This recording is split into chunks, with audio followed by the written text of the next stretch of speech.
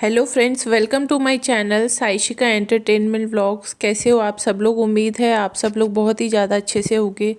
तो वीडियो को स्टार्ट करते हैं। आप लोगों ने थंबनेल देखा होगा और आप लोग सोच रहे होंगे कि अचानक से प्रीतो को ऐसा क्या हुआ है जो उसको हॉस्पिटल में एडमिट करना पड़ा है, क्या सब चीज़ें हुई हैं। वैसे तो आप लोगों को सारी बातें पता ही हैं कि इस टाइम पर क्या सब चीज़ें चल रही हैं, लेकिन अचानक से कुछ ऐसा हुआ है जिसकी वजह से प्रीतो को हॉस्पिटल में एडमिट करना पड़ा है। तो वही सारी बातें अब मैं आप लोगों को बताऊंगी कि आखिरकार क्या सब चीज़ें हुई हैं कल।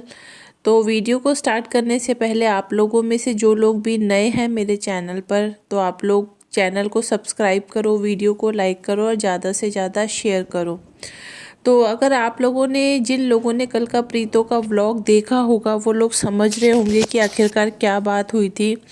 प्रीतो ने बोला कि इस टाइम पर वो अपना बहुत ज़्यादा ख्याल रख रही है, जैसा कि जो बड़ी बहन है वो भी इस टाइम पर पूरा जो उसका कंसंट्रेशन है वो अपने ऊपर ही है। तो ठीक उसी तरीके से अब प्रीतो भी वही चीज़ें करती है जो बड़ी बहन करती है।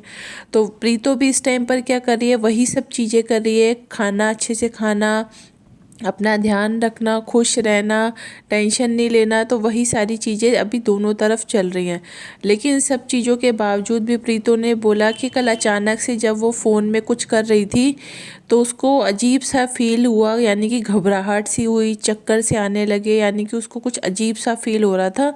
तो उसने अपनी मम्मी को बताई कि मम्मी ऐसी ऐसी बात है। तो इसकी मम्मी ने बोला कि तुम बाहर जाकर थोड़ा सा घूम फिर आओ, बाहर जाओगी तो तुम्हारा मन थोड़ा सा ठीक हो जाएगा, थोड़ा फ्रेश फील करोगी। तो ये बाहर घूमने के लिए आ गई थी।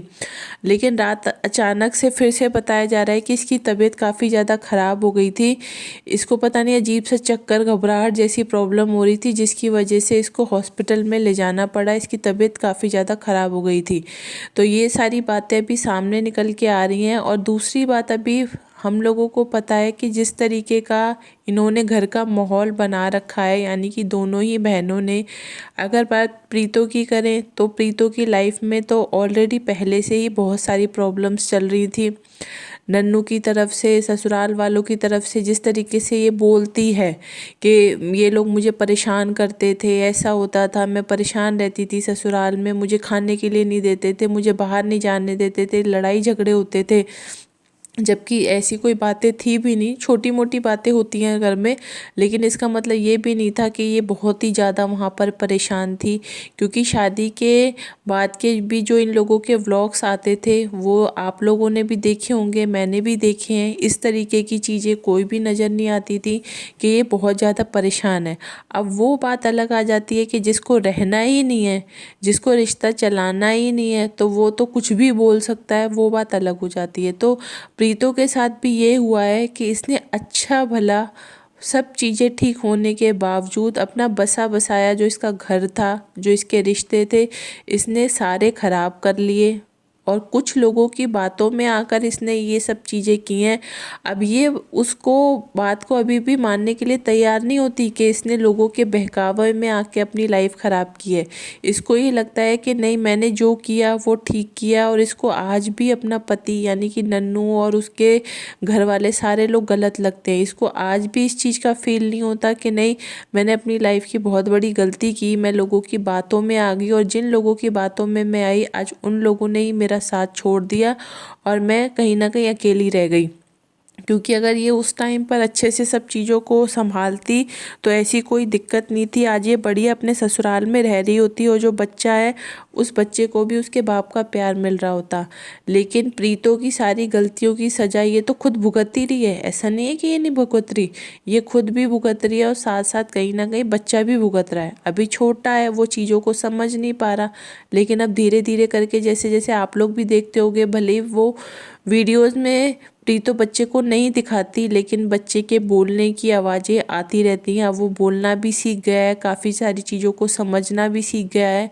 तो अब आने वाले टाइम में उसको भी फील होगा कि उसके पापा कहाँ हैं। अभी नहीं वो समझ पाता इन चीज़ों को। तो वही वाली बात आ जाती है कि कई बार माँ बाप की गलती की सज़ा बच्चों को भुगतनी पड़ती है। और यहाँ पे भी बात की जाए तो यही चीज़ हो रही है, इन लोगों की गलतियों की सज़ा वो बच्चा भुगत रहा है।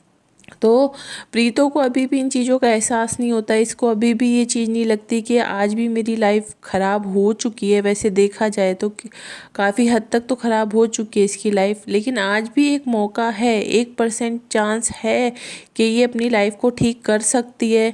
उन सब चीज़ों के बारे में सोच के, यानी कि जो भी इसके लाइफ में लड़ाइयाँ हुई हैं, जो भी सब चीज़ें हुई हैं, उनको अगर ये ख़त्म कर दे आज भी, तो सब चीज़ें ठीक हो सकती हैं। क्योंकि बात अगर ये करें कि घर ससुराल वाले ही ताने मारते थे, ससुराल वाले ही परेशान करते थे, पति परेशान करता था, इसने तो इतना तक बोल दिया कि नन्नू जो है वो प्रीतो के ऊपर हाथ भी उठाया करता था, इन लोगों की मारपीट भी हुआ करती थी।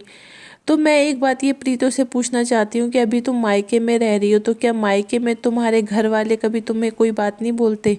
क्या कभी यहाँ कोई ऐसी बात नहीं होती जो तुम्हें बुरी नहीं लगती हो? अब तुम्हारी बहन ने सोशल प्लेटफॉर्म पर आकर इतनी सारी बातें बोली हैं तुम्हारे खिलाफ, इतना उल्टा सीधा गंद उसने तुम्हारे खिलाफ बोला है, लेकिन तुम आज भी उसके साथ ही खड़ी हो और बोल रही हो कि आखिरकार वो मेरी बहन है और रिश्ते ऐसे टूटे नहीं जाते। लेकिन मैं इन सब बातों को लोगों के सामने नहीं लेके आना चाहती, कि मैं नहीं चाहती कि घर की बातें बाहर पहुँचे। आज जब तुम्हारे खुद के घर की बात हो रही है तो तुम्हें ये चीज़ें फील हो रही हैं कि ये सब चीज़ें लोगों के सामने करना ठीक नहीं है।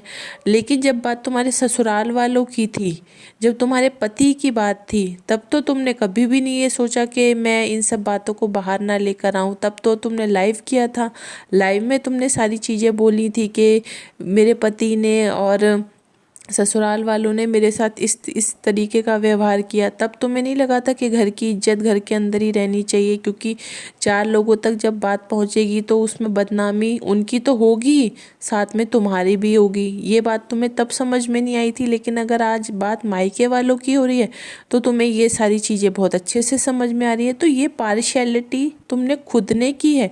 रिश्ते जो तुमने ख़राब किए हैं वो लोगों की वजह से नहीं, तुम्हारी खुद की वजह से ख़राब हुए हैं, क्योंकि तुमने यही जो दोगली राजनीति अपनाई है, ससुराल वालों के साथ अलग तरीके के फॉर्मूले लगाए हैं तुमने और मायके वालों के साथ अलग।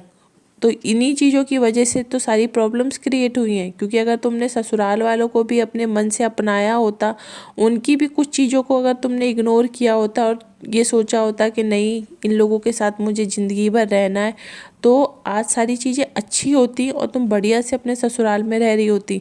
लेकिन तुमने क्या करा, तुमने ससुराल वालों की तो छोटी से छोटी बातों को बढ़ा चढ़ाकर, नमक मिर्च मसाला लगाकर लोगों के सामने रखा, राई का पहाड़ बनाया। लेकिन जब बात मायके वालों की आई तो तुमने बहुत बड़ी बड़ी जो भी बातें हो गई उनको भी तुमने इग्नोर कर दिया।